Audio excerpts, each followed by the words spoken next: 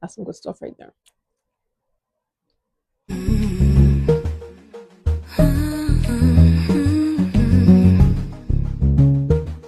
Okay, so a lot of people has been asking me, Key, how did you gain weight? You wasn't like this in high school, girl.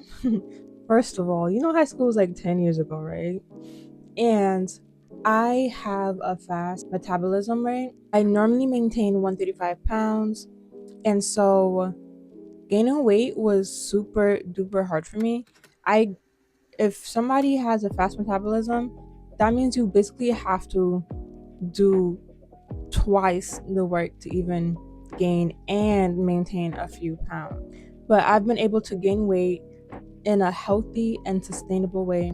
So in this video, I'm going to break down exactly what I did, including the workouts, the food, my schedule, and the mistakes I made along the way.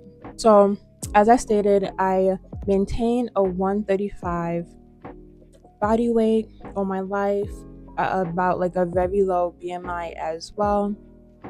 I remember this is funny. I was doing a nutrition class, right? And then my teacher went around to measure everybody's BMI. And mind you, I'm very small, very slim. My BMI, it was pretty. You can guess it was pretty low. And he yelled in front of the whole class. He goes, "Somebody get this girl a burger." I was like, "Oh my god, that's so unnecessary."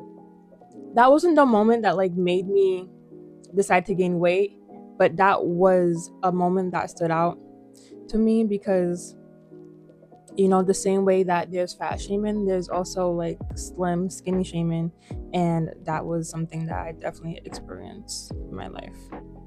So when I started working out, I actually did not have the mindset of gaining weight or doing anything in particular to go into the gym.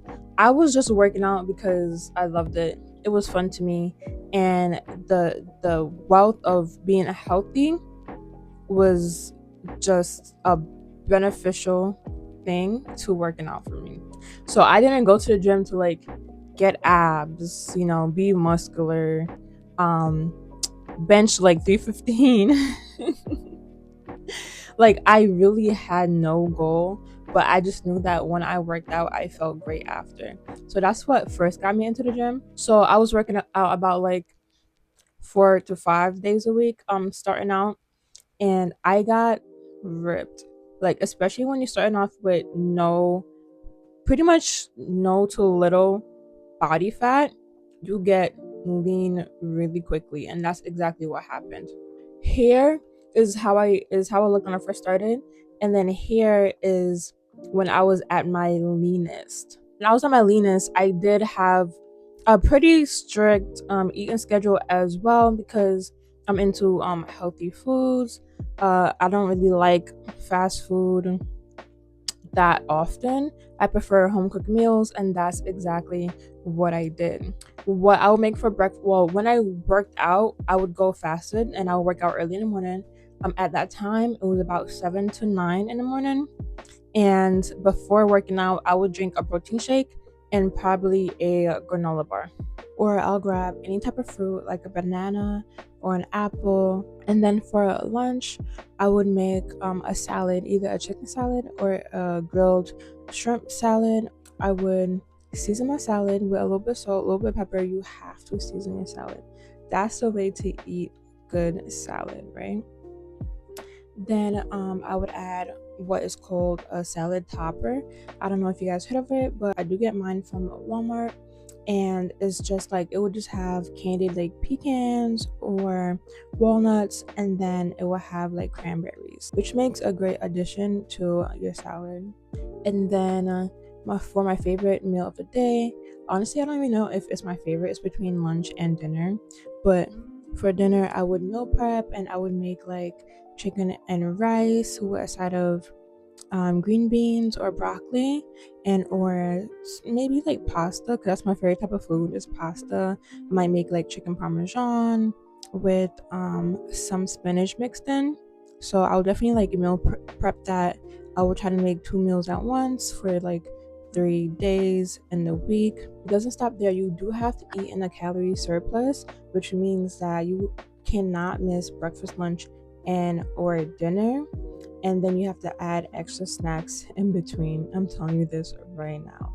Like, we have to be consistent and dedicated in the eating process, because that's what's definitely going to help us grow. So in between, I definitely have, maybe I'll make a protein smoothie, add some oats, add some peanut butter for extra calories, or I might make me a PB&J sandwich in between breakfast, lunch, and dinner. On top of that, what I really like adding in between meals is granola bars. I'm a stickler when it comes to protein bars. I do not like many protein bars, but these, I'm gonna show you a few that I do like and I do stand by. This is great for adding more protein into your diet, as well as adding more calories in between meals. So for my first protein bar, I'm going to introduce the Anna bar. This is my all-time favorite protein bar. This has great consistency, and this is the one, this is Monster Cookie Crunch.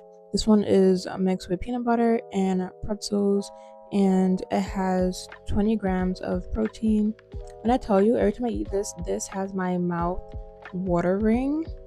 Like, I cannot wait to eat this. This is something that I don't have to like chug down, hold my breath, none of that. The texture is great. The taste is even better. And this is something that I always have in my bag. So I have this other one. This one I tried in a different flavor. I have not tried this flavor as yet, but this one is my cookie dealer. This one is just a big cookie, and this one has 15 grams of protein, and this one is in the flavor strawberry cream. So it has like a strawberry cream filling inside. One cookie filled with 15 grams of protein. This one is also really good. Like I said, I had the vanilla flavor. It was great. This one is a strawberry, and I cannot wait to try it.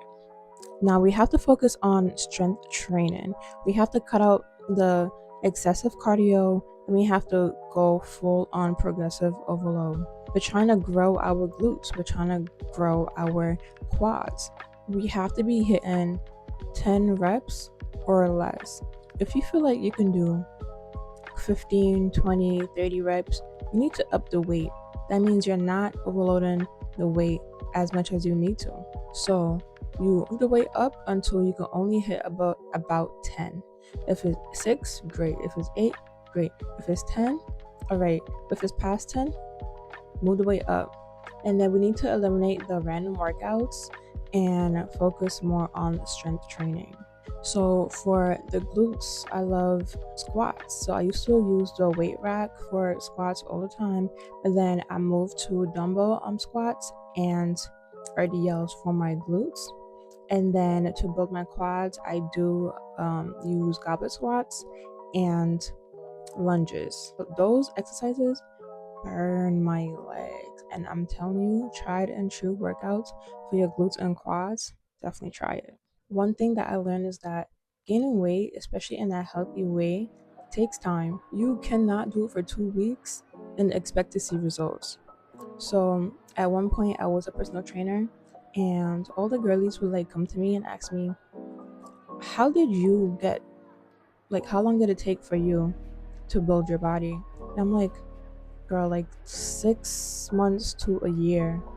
And they're surprised and they're shocked, because it's like they come to the gym once or twice, do a glute workout, and think that that's going to get them the most results. No, we have to stay on top of things. We have to be consistent. We have to put in the time, the effort, and also have patience as well. I feel like in life we do have to trust the process, whether it comes to just personal growth, learning something, getting our first home. Everything is not going to be perfect, and everything is not going to be the way that we want it at first, but that's something that we have to build on. That's something that we have to take our time, and that's the same way with our body. You know what I'm saying? So working out 2 days, two times a week is not really going to get the results that you need. So that's something that you have to commit to. So one of the mistakes that I made while bulking or gaining weight was that Somebody did tell me that when I was drinking the bulk protein, serving size is 6 cups a day, and I was just taking 2 cups a day, thinking that was gonna do something. Little did I know, it like a month passed, no change. 2 months passed, no different, until I was told, oh, you need the 6 servings, but what you can do is split it up. So take 3 in the morning, 3 at night. So probably three, I don't know, before you work out, after you work out in the morning, and then the 3 scoops before bed. Perfect. You get the 6 servings, and that is vital. Like, that's something that you need. Once I learned that, stuck to that, I definitely saw a difference. As well as, I know everyone wants to be a cardio bunny nowadays, but if your goal is to gain weight, we have to not fully cut it out, but we have to prioritize weightlifting.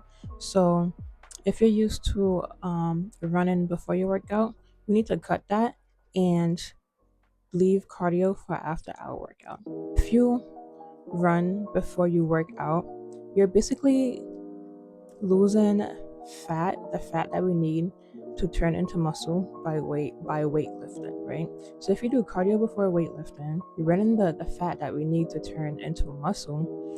And so therefore when you actually work out, you're not really gonna gain any muscle weight because you lost that. You understand?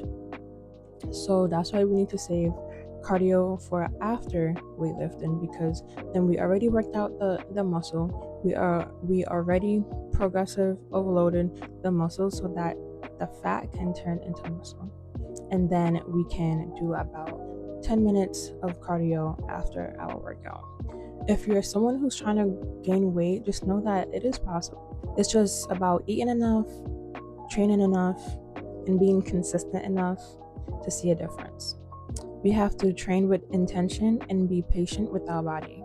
So let me know in the comments if you guys are currently trying to gain weight or build muscle, because I can definitely make more videos on what I eat in a week or the workouts that I do to hit certain muscle groups. Yeah.